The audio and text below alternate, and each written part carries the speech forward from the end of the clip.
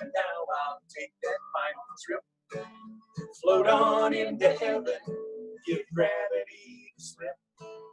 All my earthly duties will be tied up in a bow, but I'm taking it with me when I go. Yes, I'm taking it with me when I go. Look behind my hearse, you'll see a trailer rolling slow. Well, I spent all of my lifetime collecting all that stuff, so I'm taking it with me when I go.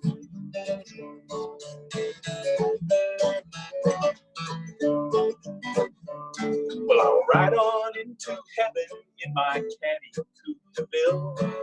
The angels at the pearly gates, they should get quite a thrill.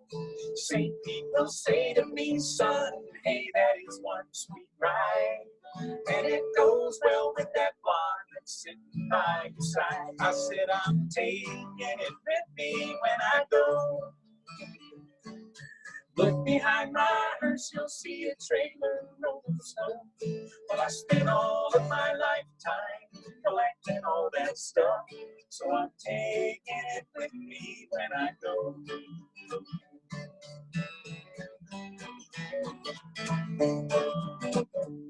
Well, I'll have a case of Heineken right there in the trunk.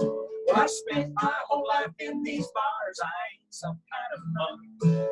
And when they see me roll it out, they all will sing and dance. Well, there must be beer in heaven, but hey, why take the chance? So I'm taking it with me when I go. Look behind my hearse, you'll see a trailer rolling slow. Well, I spent all of my lifetime collecting all that stuff, so I'm taking it with me when I go.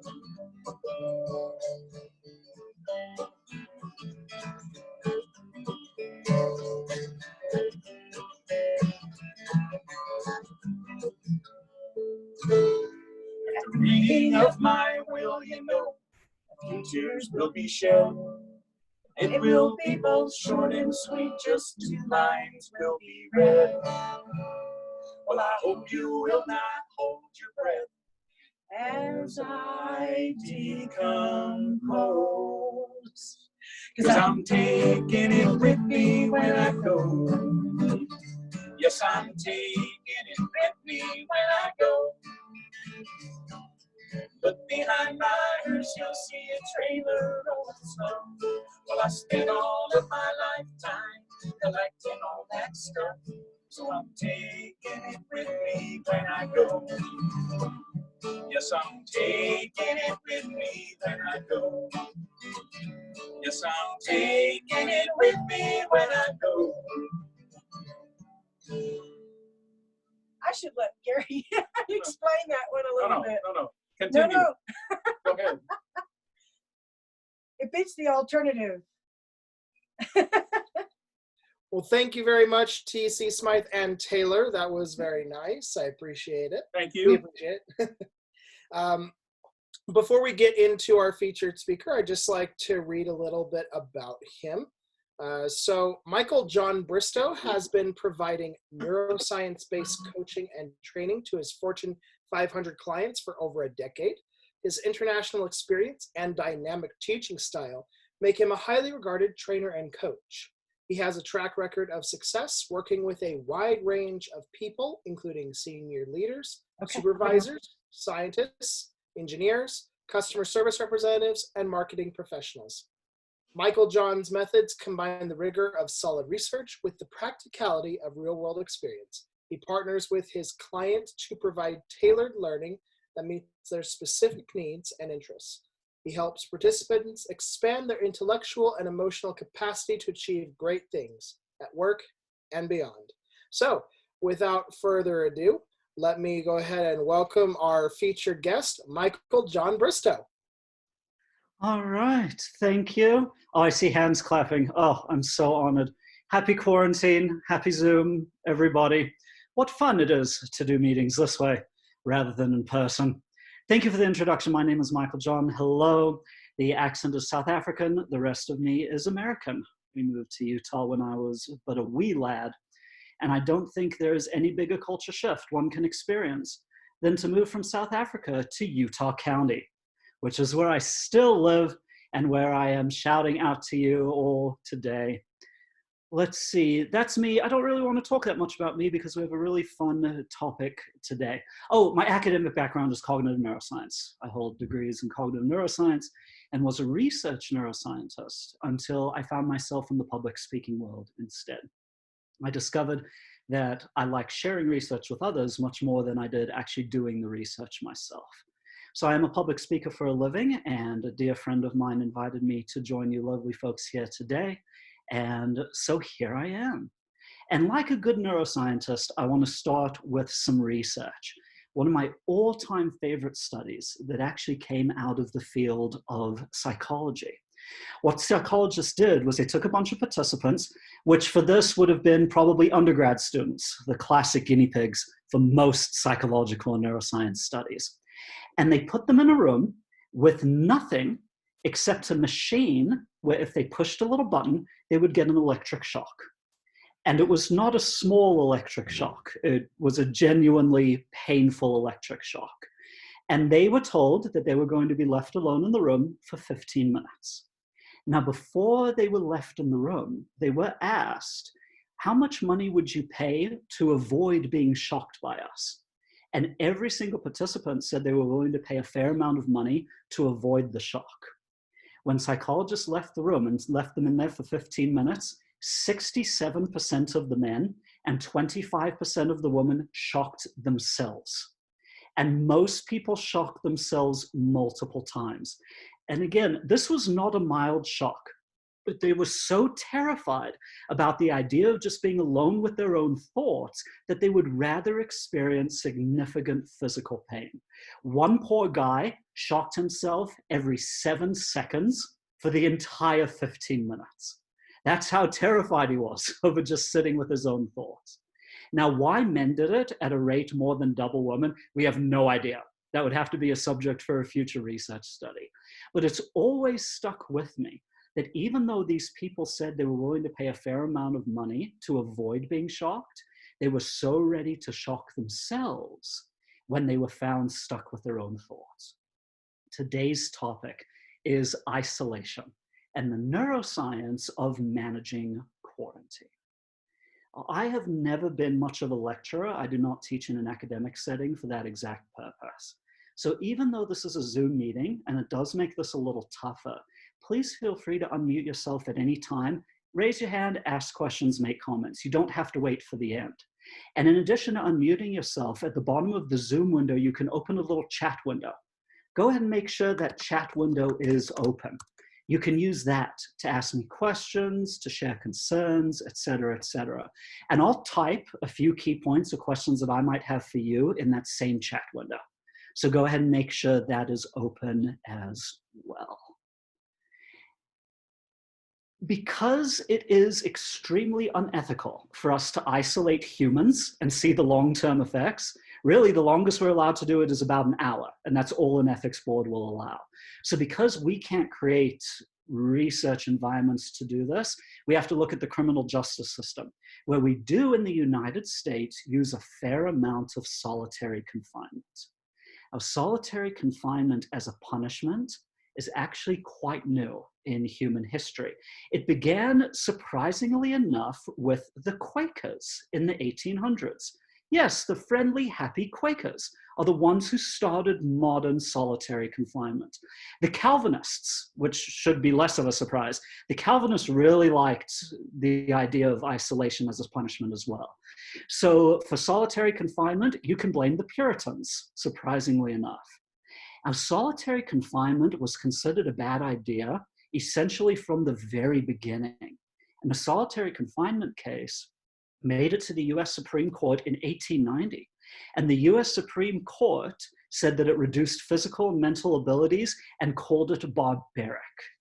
They didn't actually make an official ruling against it because they thought solitary confinement was so obviously terrible that people would just stop using it. More than 100 years later, we're using solitary confinement more than we ever have. It's used in prisons specifically for violent inmates, inmates who are violent while in prison. And to prevent the spread of violence, they put them in solitary confinement. But it's also used for inmates who need protection from other inmates. So even those who did not do anything wrong are often put into solitary confinement. So let me take a moment to describe exactly what that is like. A solitary confinement cell in the United States is about the size of a king-size bed, the entire cell. There are no windows. There is no window on the door either. And they are typically kept in that cell for 23 out of 24 hours every day, 7 days a week. So not just are these people experience isolation, but they're experiencing sensory deprivation as well. And depending on the reason they're in solitary isolation, they might not be allowed books or anything, depending on the situation. They just get to sit with their own thoughts. We have known, essentially since the beginning of psychology, since before the beginning of psychology, that solitary confinement is incredibly damaging to humans. It hurts all ages, but it's especially bad for brains that are still developing and growing. So adolescent brains are particularly harmed by solitary confinement. And when I say adolescent brains, I'm using the neuroscience definition of adolescence. The brain doesn't finish developing until about age 25. So 25 and under, solitary confinement is especially damaging, to the point where it is considered torture by all international law to do it to anyone under the age of 18. Guess what? In the United States, we totally put children in solitary confinement, not just in our prisons, but we also do it in current immigration detention centers, where children are put into solitary confinement there as well. Now, if people have a history of mental illness, this particular group is especially screwed. Because if you already have an underlying mental illness, solitary confinement can be particularly damaging. And the best estimates we have so far suggest that 50% of our current prison population are severely mentally ill. Not mildly, severely. And to do something like this to mentally ill people is considered cruel and unusual punishment by every United States court ruling to date. And yet we still do it. It is actually illegal, but it's still done on quite a regular basis. And here's what solitary confinement does to your brain. It leads to basically every neurotic mental health disorder that we know of. The neurotic mental health disorders are ones like depression, anxiety, PTSD, which stands for post-traumatic stress disorder. We also see a loss of both emotional control and impulse control. So impulse control is our ability to stop doing things that we know are stupid, or to avoid doing them in the first place. So we lose impulse control. And again, we're doing this with prison inmates who may not have the best impulse control in the first place. And we're taking that initial problem and, hey, making it worse. And we see an enormous rise in suicide for people who experience solitary confinement. Typically, the amount of time it takes for the symptoms to start to appear in a way that we can see is about 2 days. And it starts getting really bad once we hit the 10-day mark. And it's around the 10-day mark that a lot of people in solitary confinement experience something that we call sensed presence. Sensed presence is where your brain makes you truly believe that there is someone else there in the room. You can feel a presence. You don't see anyone else, but you really do feel like someone else is there. And it's around the 10-day mark that you get the fun experience of sensed presence. And in rare occasions, this can lead to full-blown psychosis. Psychosis is when your brain loses its ability to differentiate between what is actually real in the outside world and what it's just inventing inside its own head. The most common example of psychosis would be schizophrenia. Schizophrenia is a psychotic disease. In rare cases, solitary will lead to psychosis. There is at least some good news here. The psychosis doesn't last once we take them out. So it's not a permanent psychosis like schizophrenia is. So that is some mildly good news across all of these terrible, terrible symptoms of solitary. We've also noticed that people become an aversive stimulus. What I mean by that is people start being scary to people who have been in solitary because your brain has gotten used to being alone. And the brain doesn't just get hypersensitive to the presence of other people. I want to share with you a quote from a psychologist who specializes in working with those who have been through solitary. So I'm going to quote for you. A couple years ago, a former prisoner's wife called me. She was crying. She said, "My husband just got out of prison and won't come out of the bathroom. Every day he gets up in the morning and locks himself in the bathroom. Sometimes he won't even sleep in the bed." So I went to see him and he told me, "I never told my wife this, but I'm not just locked in the bathroom. I sit in the bathtub. The coldness of it makes me feel like I'm back in my cell, and it's the only place I feel comfortable." So we get an aversion not just to people, but everything can become an aversive stimulus. Where in this particular gentleman's case, that presented itself as hiding out in the bathtub, which felt most like his cell when he was in solitary. Now, the 8th Amendment in the US Constitution bans cruel and unusual punishment, which actually we stole from the English Bill of Rights. The English Bill of Rights had it written down 100 years before. But cruel and unusual punishment has consistently been interpreted to mean physical punishment. So while it is outright illegal to beat an inmate, it's not illegal to use solitary. And solitary is legal in every single state in the United States. Thankfully, some individual states have taken a further step and have made it illegal to do it to juveniles. But still, juvenile solitary confinement, which is an international crime, is still legal in many states here in the US. And there aren't just psychological problems with isolation, there are physical problems as well. In the short term, we see hypertension, which is high blood pressure, migraines, sweating, heart palpitations, dizziness. We see unwanted weight loss. We see a lot of gut problems, gut pain, diarrhea, etc. We also see decreased inflammatory control, a decreased immune response, so the body loses its ability to fight off disease. And sleep quality, no surprise, is shot pretty bad as well. Now that's the short term. In the long term, we see hypertension again, which is high blood pressure, which in the long term leads to heart attacks and strokes both. So damage to the heart and to the brain. We also see the part of the brain that is hit the longest for long-term solitary. It's the hippocampus. Now, hippocamp is Latin for seahorse. And if you have a really good imagination, it's a bundle of neurons shaped like a seahorse. You have them on each side of your head, which is split into 2 hemispheres. And the hippocampus is the grand central processing station for memory in your brain. All kinds of memory, both short-term and long-term. We see serious hippocampus problems for people in long-term solitary, which is going to mean memory problems moving forward. We also see serious problems with the amygdala. The amygdala is your brain's primary stimulus filter. It's Latin for almond. It's a little almond-sized bundle of neurons. Again, you got one on each side of your head. Any stimulus you receive, sight, touch, taste, sound, before it goes anywhere else, it goes to your amygdala first. And the purpose of your amygdala is to determine whether or not that stimulus is a threat. If it thinks you're in danger, it sends a signal to the hypothalamus, which controls the release of hormones throughout your brain and your body. So if your amygdala thinks it sees a threat, it floods your body with hormones to activate what we call the fight or flight response. We either knuckle down to fight the threat or we want to run away and escape the threat. People who experience solitary, their amygdala grows huge. And when I say it grows, I mean it actually does physically grow. We can see it if we do an MRI, a magnetic resonance imaging scan of their brain. And a really big amygdala is an amygdala that is hypersensitive to threat.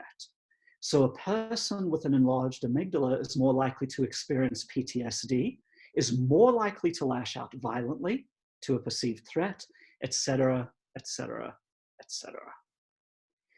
Those who spend any time in solitary over a period of just a few days, of all ages, races, and genders, when they are released from solitary, they are more likely to die of every cause that we have ever measured for the first year after that release.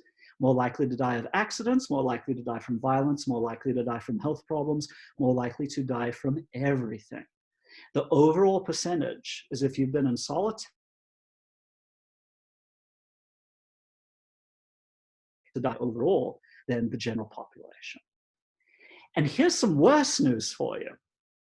These bad effects happen even if you just think you're more socially isolated than your friends and family are.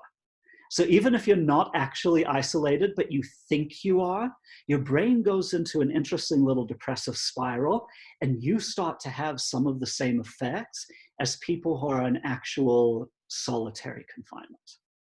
Yep. Oh, okay, I've got more for you. I'm going to keep going, but please, if you have questions, comments, go ahead and type them into the chat window. I'd be happy to address anything that you might like to talk about as we go. The most Yeah, cut it out. It cut out. I'm so sorry. How much cut out? The percentage, 24%. Thanks, Jeff, for pointing that out.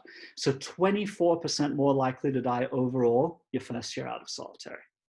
The most common solitary confinement time is 2 to 3 months. The longest we have in the United States is 43 years in unbroken solitary confinement. The man who was put there is a man by the name of Albert Woodfox, and he was put in there for supposedly committing murder in prison. The odds are also close to 100% that he was wrongfully convicted. He had no real record of violence before, and there was no actual evidence. They just wanted to put someone away, and he was the one they put away. He was recently let out just in the 2000s, and he is in amazingly good condition, all things considered. I'm actually quite impressed. He started a nonprofit to help other people who have suffered in solitary confinement and is in remarkably good mental health. I'm not quite sure how he did it. Now, if solitary confinement worked, if it made people better in some way, then I'd at least be willing to say, okay, let's research this, let's think about it. But we have researched it over decades, and we have not yet found a single positive behavioral outcome. At the very best, we've seen a neutral outcome, where interestingly enough, that for some people, there is no actual long-term harm. And Alfred Woodfox is an example of one of those kinds of people. But that's the best we can hope for, is a neutral outcome. Brains function by what I like to call a use it or lose it model. If you use your brain, it grows and it gets better. If you don't use your brain, those neurons kind of shut down because the brain is enormously processor intensive. It requires a lot of food to be able to function effectively. And if there are parts of it that aren't being used, the brain is going to close down those parts because it means it needs less food. And it doesn't have to worry so much about getting the calories that it needs. And with a use it or lose it model kind of brain, in social isolation, we're going to start shutting things down. There are very few things that can break a person more effectively than social isolation, that are non-physical, that are non-violent. The only one that I can think of would be sleep deprivation. And sleep deprivation will kill a brain even faster. And unlike isolation, where some people actually do fine in isolation, no one does fine with sleep deprivation. Sleep deprivation will eventually kill 100% of people who have to deal with it. But after sleep deprivation, the best torture we've got is isolation. Yep. Now, I've been talking about solitary, but I thought it'd be worth spending a little bit of time talking about loneliness as well. Oftentimes we call loneliness social pain in the world of psychology, and it is different from isolation. For example, during this quarantine, I haven't been isolated. I live with my family. I've got a wife, I've got a daughter, I've got extended family, etc., etc.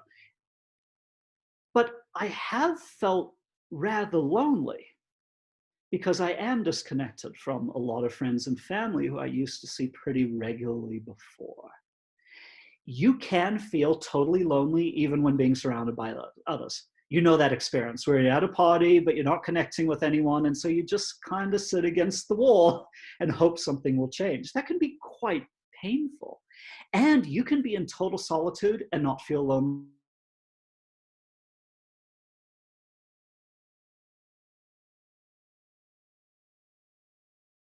But of where your own brain might be as well.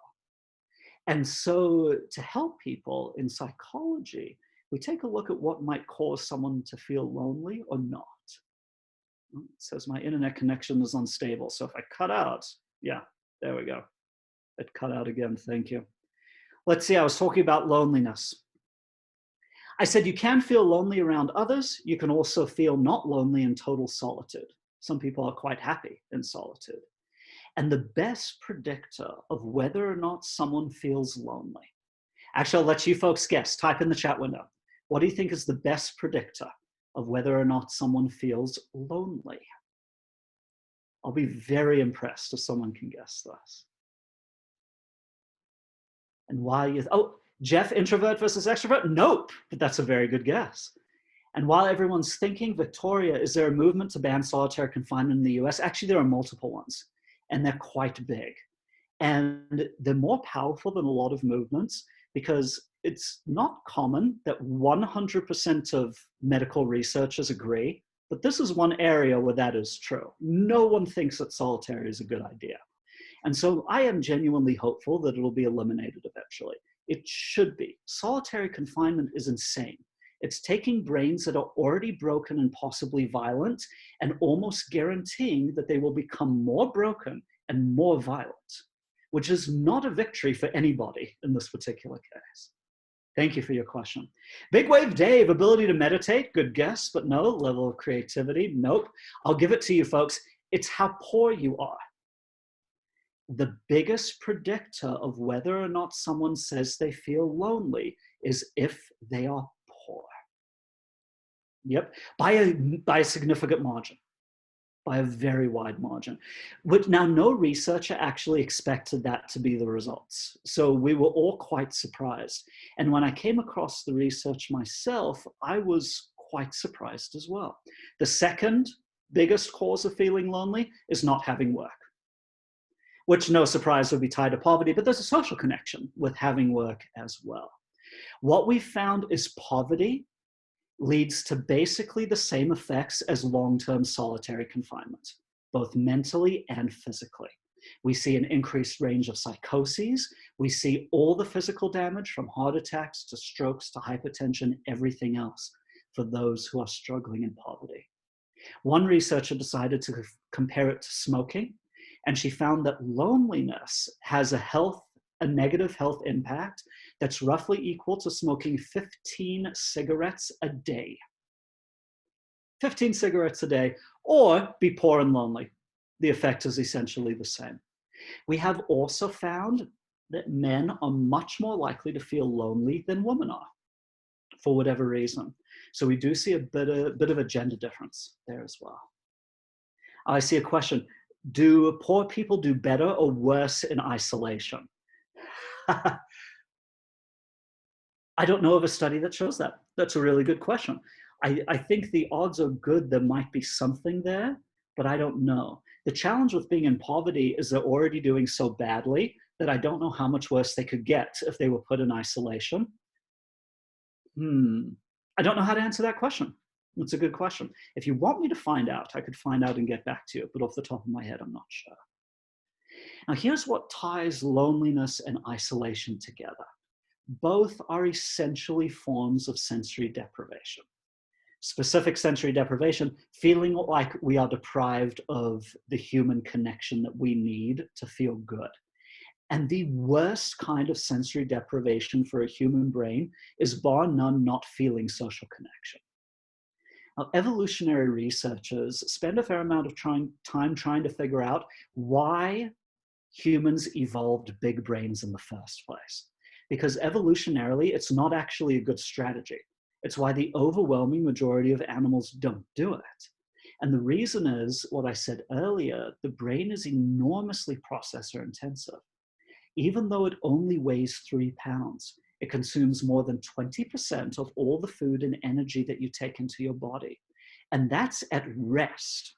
If you're working hard mentally, your brain will consume even more. And what killed the overwhelming majority of humans for the overwhelming majority of history was starvation, lack of food.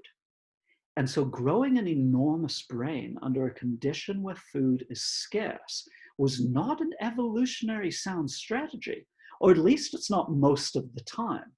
But what made it worth us growing these great big brains? At least this is the theory that is most supported right now in the world of evolutionary research. They theorize that the reason we developed such big brains was for social connection, to be able to function effectively in large social groups. And humans do function in the largest social group of any animal on the planet. Now, there are bees and there are ants that create larger social groups, but those aren't real. Most of the creatures are drones controlled by a single queen.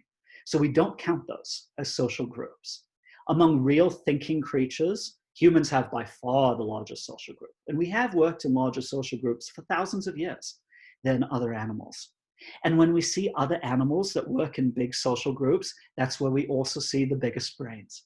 Your cetaceans, like the whales and the dolphins, your corvids, which are the crows and the blackbirds, and one of my personal favorites, the elephants, also live in large social groups and have big brains, not just naturally big brains, but in comparison to their larger body size, still have very big brains. In fact, fun little side tidbit for you, elephants are the only animals besides humans that will visit the graves of their dead loved ones for decades after that loved one has died. Humans and elephants are the only two creatures that do that.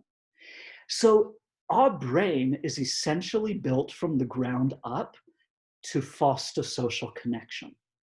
And that's why isolation can be so harmful.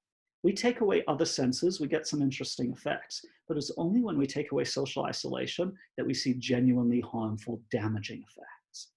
And because it's illegal for us to isolate humans, illegal for researchers, legal in prisons, but illegal for researchers, we do isolation studies in animals.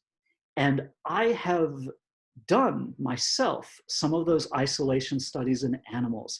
And I gotta tell you, folks, doing isolation studies on animals is one of the most depressing experiences of my life. It was genuinely sad. And humans are far more social than any other animal could ever hope to be. Now, one guy decided to take this a little bit further. He was a world-winning poker champion by the name of, and I gotta go to my notes, Rich Alotti. In 2018, he was talking to one of his poker player friends and he said, you know, that isolation's not so bad. I think I could do it. I think I could do it for a month. And his friend said, I'll give you $100 grand if you can. And so the bet was in place. This was in 2018. And it did make it on the news. Poker players are good advertisers. They made sure people knew about it. He got, now for this isolation, it wasn't in a solitary confinement chamber in a prison. He got a nice room with lots of space. He had his exercise equipment. He had a nice fancy bathtub. He had good food delivered. He couldn't see the people and it was put through a little slot, et cetera, et cetera, et cetera. So, and he could leave at any time. He wasn't locked in. So I want to emphasize, this is not the same as prison. He did do one thing to make it harder. He did it in total darkness, which solitary confinement is not. But for him, he did it in total darkness just to add some extra fun to the experiment. He started having full-blown hallucinations in 3 days. Visual and auditory hallucinations. That's the joy of adding the darkness to the social isolation. And one interesting thing that he talked about was how quickly in isolation his thoughts became very negative and very depressive. And this was a man who never struggled with depression or anxiety before. But his brain started doing something that we call rumination, or ruminative thought, where it starts thinking about something, and as it's thinking about it, it's not making anything better, but it just can't let the thought go. And it just chews on it and thinks about it and just makes things worse the longer it thinks about it. A good example of rumination is if someone says something mean to you and you come up with a great retort 7 days later. And you just wish you could go back and you could give that retort and bothers the shit out of you for a while. But hey, what are you going to do? That's an example, a slightly happier example of rumination. So his thoughts turned dark and super depressive. After 3 days, he was hallucinating out of his mind. He made it 20 days total. And after 20 days, he said, I'm done with this, and he left. Again, a nice room with everything he wanted and a whole lot of motivation to win a whole lot of money. And for him, 20 days was his limit. Now, I've explained some of the research behind isolation in general, but some people genuinely are totally fine in isolation, even for the long term. And there is a huge variation in response. I've given you the average, but please know that there is a fair amount of variation. And one of the big things that determines that variation, Jeff, you mentioned it before, it's whether you're an introvert versus an extrovert. That does make a big difference on how well you are managing isolation. Now, I thought I was pretty introverted, despite being a public speaker for a living. I really like being on my own a lot of the time. Quarantine has really challenged that idea for me. I am slowly losing my mind. I hate it. And I now realize I would rather experience almost anything else than experience quarantine and social isolation. I need much more human interaction than I thought I did before this started. So that was a bit of a surprise for me. Another category we can look at is whether your brain is a stimulus-seeking brain or a stability-seeking brain.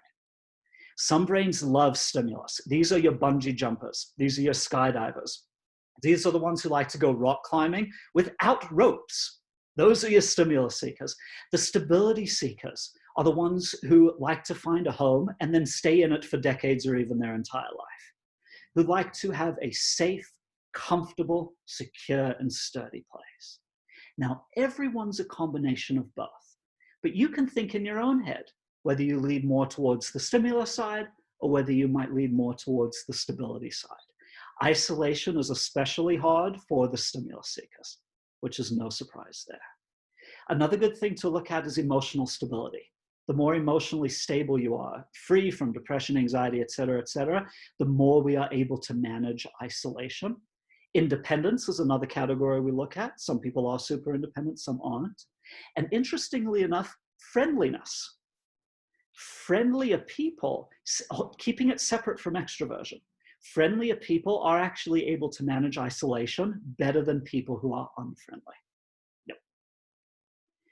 And then there are the ones who choose isolation, the monks and the meditators, the ones who will choose to spend decades or even their entire life in total silence or even devoid of any kind of human interaction, hiding out on the top of a mountain peak.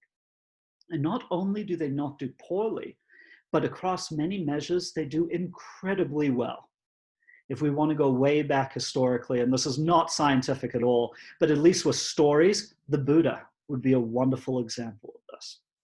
Someone who discovered a place of calm in his own head that was not harmed by isolation or by a lot of social interaction, and managed to be okay in just about any environment. So this is where I want to take the conversation from here. And I think it's the most important part of the conversation. Because we've been dealing with quarantine and Utah has been opening up, but folks, let the other people get the disease first, shall we? I don't know why people are meeting in groups of 50 or more. As an actual medical researcher, that is stupid and wrong. Don't do it, please. Thank you. I am glad some things are opening up, but groups of 50? Blah, don't do that. So a lot of us are still under a fair amount of quarantine, especially if you're immunocompromised and particularly at risk for COVID. So here's my question for you. Either unmute yourself or go ahead and type it in the chat window. What can you do or what have you done to manage isolation more effectively? What can you do or what have you done to manage isolation more effectively? I was going to ask you for suggestions. See, I'm mean this way, Jeff, like a teacher is. I make the students answer first before I say anything. Getting out of the outdoors a little bit. Yep. Yeah. So from you, Jeff, and from Amy, get outside in nature. Brains were built in the forest and in the jungles and outside. Brains did not evolve to live in boxes. And so there is a very interesting effect just by spending time outside that is positive for essentially the entire range of mental illnesses. It is helpful for pretty much all of them. So time outside is a great one. Helen, Zooming with friends and family sure is better than nothing. If I didn't have Zoom, I would already be insane. So I'm glad for that. From Jenny, I'm considered essential, so you're still out. And it saved your sanity. Oh, good. I'm glad to hear that. So I'm a public speaker for a living. This has shut me down, except for the occasional Zoom meetings. And I kind of wish I were essential. From One quick note. I had it set to where people couldn't unmute themselves on accident, so people can unmute themselves if they need to. Thank you, Jeff. I didn't know that. So now you can unmute yourselves, or you can type. J. Rob, do things to normalize my life. Be more specific. What specifically could you do? So in my case, one of the things I did was I was growing out my hair, and that was too, as I wanted to get dreads. Ultimately, that ended up being too much of a change, and I cut my hair just to do something to make my life feel a little bit normal, like how it would be otherwise. Thank you, J-Rod. So let's call it structure, or normalization works as well, where we find a way to show our brain that, hey, things are okay. There are a lot of things in our life that are still stable and we're going to be fine. By the way, J-Rod, that hat in your picture is freaking awesome. Looks great. So things that allow you to build extra structure and stability. So for me, I played the piano before quarantine. And it's interesting, once quarantine hit, I lost my motivation to do anything. I've had more time, more free time than I ever have in my life. And I don't want to do anything worth it. I don't know if you felt a loss of motivation during quarantine, but it is quite a big effect that we see across the globe. And it's hit me hard. But I have tried to maintain my daily piano practice because it's a way to build that structure and that normalization. Good, let's see what else. Victoria, I like to do my pleasant variety of routines incessantly. Good, listening to music, reading, whatever it might be. Routines are a salvation when something really weird goes on. And what we're essentially experiencing here, this isn't just isolation. We're essentially experiencing a group trauma. And the event is much more traumatic for some people than it is for others. But it's something that's shared by the entire planet. And that kind of experience is astonishingly rare. And our brain never really evolved a way to deal with it. And that's part of why we're having so many of the challenges. And allowing our brain to just gently fall into its happy routines is a very nice way to keep it stable and sane as we go. And on that note, if I could add something, sometimes I've seen on social media or other places this idea that, hey, you've got all this free time on your hands, go be mega productive and amazing and change the world. And if you don't, you suck. Please don't do that to yourself. It's okay to experience trauma when as a species we are going through a traumatic event. So it's okay to let your brain fall into nice, steady, relaxing rituals. You do not have to be some overproductive person to be able to successfully manage quarantine. Now, I mean, if you want to be, by all means, enjoy yourself. Ooh, we've got some additional ones here. All right, let's see. Take lots of walking breaks. Thank you, Big Wave Dave, even if you're not going anywhere. So I could have done this presentation from home. I'm not. I decided to go out just to change the environment a little bit for myself. Jenny, when I'm not at work, I'm playing a lot of Animal Crossing. Great, I'm playing a lot of Zelda. So huzzah to you, Jenny, for that. I think it's a magnificent strategy.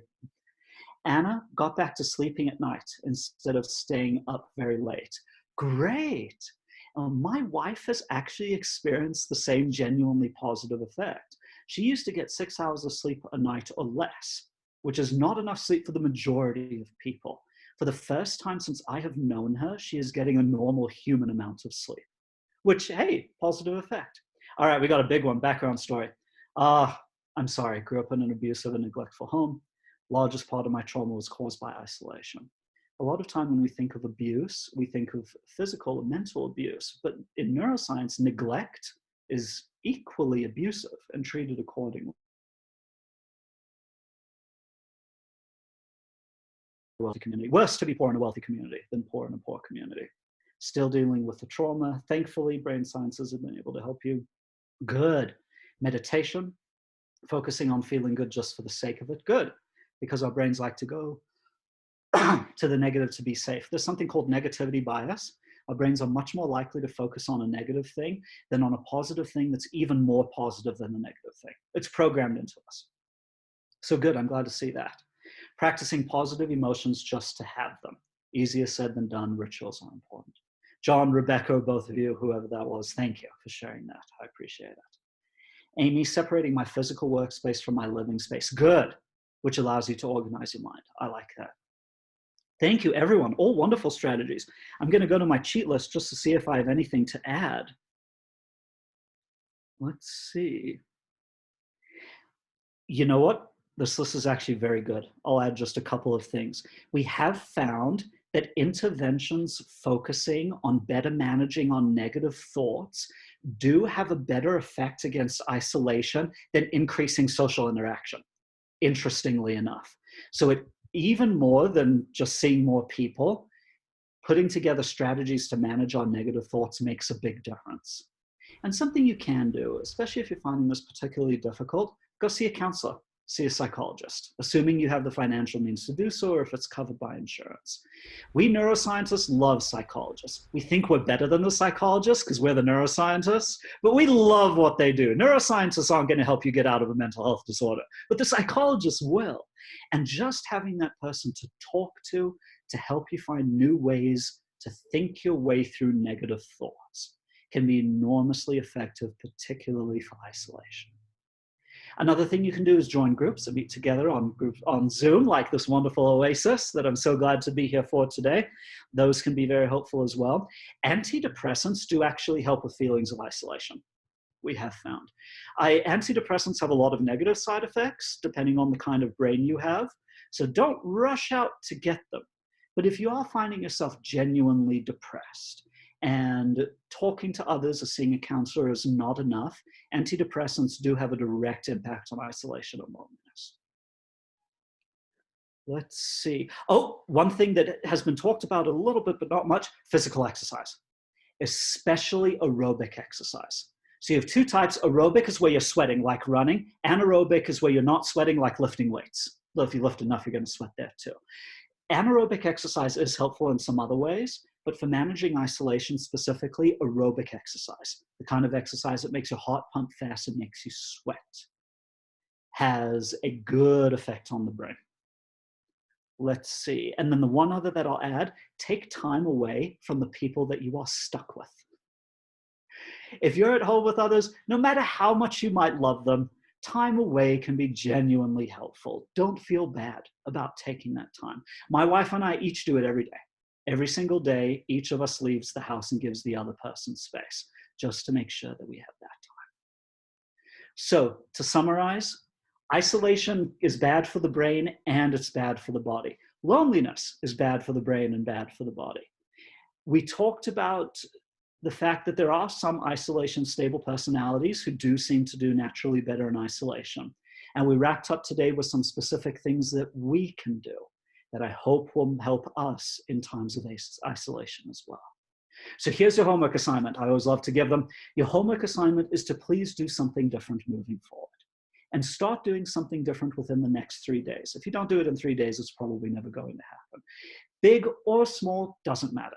Pick one of the strategies that you wonderful folks came up with to better manage this very bizarre time in history that we happen to be living through. And I do hope that some of what we talked about today proves genuinely useful.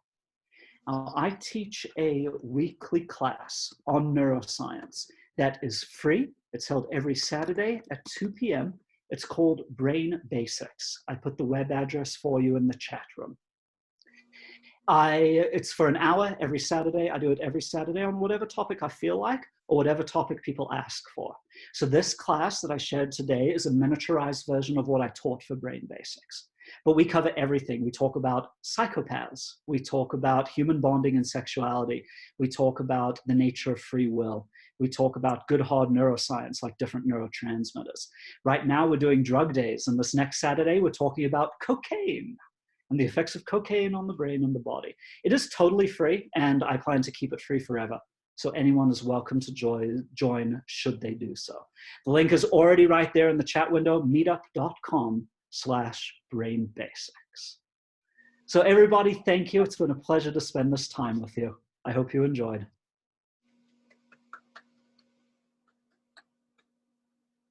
Sweet. Well, thank you very much, Michael John Bristow. That was a very good lecture, very interesting. And speaking for myself, I learned a lot from that, and I hope everyone else gleaned a fair amount from that. Thank you for also sharing about Brain Basics. Hope people can get an opportunity to listen to more of your insights as a neuroscientist and can learn about their brains more. So thank you everyone for joining us today. I just have a couple of closing announcements. We will have another meeting on the third Sunday of June, and our speaker will be Kelly Maury Byers. I think that's her full name. Let's see, 1, 2, 3. Oh, excuse me, no. the third Sunday in June is Father's Day. Never mind, we will not have it on the third Sunday in June. Celebrate your fathers or paternalistic figures or whoever you consider dad in your life. We'll see if we can schedule that to the week before or week after, but I won't say anything yet because I got to make sure Kelly is fine with it. In the meantime, since these are so easy to put together, relatively speaking, meaning we don't have to pay for a venue, we don't have to do all the usual running and setting up, if anyone here knows anyone or is a person who would like to present on a topic that they are interested in, if you're an expert in something, if you feel passion for something, if there's something you want to present on, go ahead and reach out to me or to anyone on our board. That would include Jeff, Helen, Beth Armstrong, or Kate. Reach out to us, let us know, hey, I'd like to talk about X. Can I do it here? Can I do it there? We'd be happy to do more of these, and we're also trying to do, Jeff, you want to talk about the happy hour thing we got going on? Yeah, and I forgot to do it this Friday, unfortunately. It would have been a good time for me. I'm just going to do a Friday evening happy hour. Trying to remember the time we said, 5:30-ish. So I'm just going to be a regular weekly Zoom call. Just time to chat, hang out, get your favorite drink, and come hang out. So hopefully, should be able to start this Friday. Oh no, I have a big conflict this Friday. Oh wait, no, it's not till 8, is it? I got a concert. a virtual online concert I'm going to. That everything shuts down in my house for that, but that's later. That's a date. Okay. So yeah, we'll do it this week. And then finally, our last announcement, if you know of some way that we can render service to either someone else or a group or some type of service, let us know. Send a message to me or anyone on the board. We are always looking for ways to become active in giving back to the community. And right now in quarantine, being locked down, our usual places like Tabitha's Way and Food and Care Coalition, those are out until they give us the green light, until it's safe again. So if you know of any ways that we can help a person, family, or community, please reach out to us, let us know, and we'll get something going there. Okay, without further ado, we're going to close out this meeting by passing it over to TC, Smythe, and Taylor. Thank you so much, everyone, and have a wonderful day. Why, thank you. What a great presentation that was. Really, really well done. Really well spoken, really well researched. You can hear me, right? Good. Okay. Well, we're going to do what we always do with Oasis groups, and that is, of course, we have to pitch our CD before we have CDs. If you visit smytheandtaylor.com, we just opened a Spotify store and having a lot of fun. In fact, that was probably the most productive thing I did during the whole quarantine was get our website redone and get the Spotify store up. But, you know, all the really important stuff I was supposed to do, it turns out that time was not the issue. So it's like, I just didn't want to do it. But we're going to do this last one for you that's on one of these records. It's, I think it's appropriate. Ain't got no care in this world. Ain't got no care in this world. There might have been some gray, but that was yesterday. Ain't got no care in this world. Won't be no trace when I'm gone. Won't be no trace when I'm gone. No trace when I'm gone. Just a piece of this old song. Won't be no trace when I'm gone. Don't roll no stone over me. Don't roll no stone over me. Let me travel once again, scattered by the wind. Don't roll no stone over me.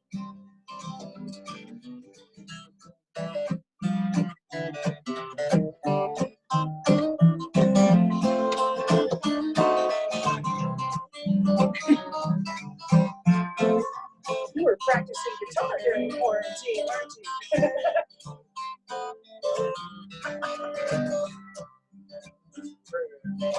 Don't say no prayer over me.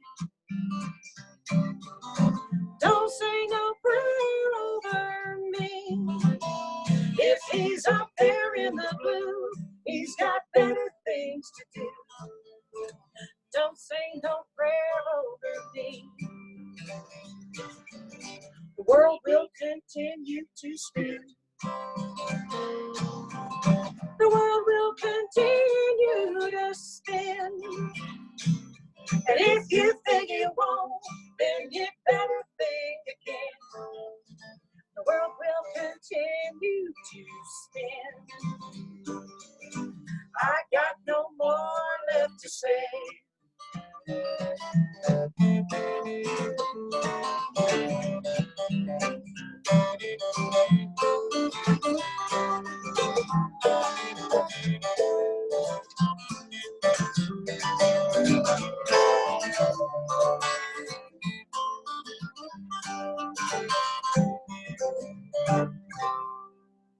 Thanks for having us. We appreciate it. Thank you.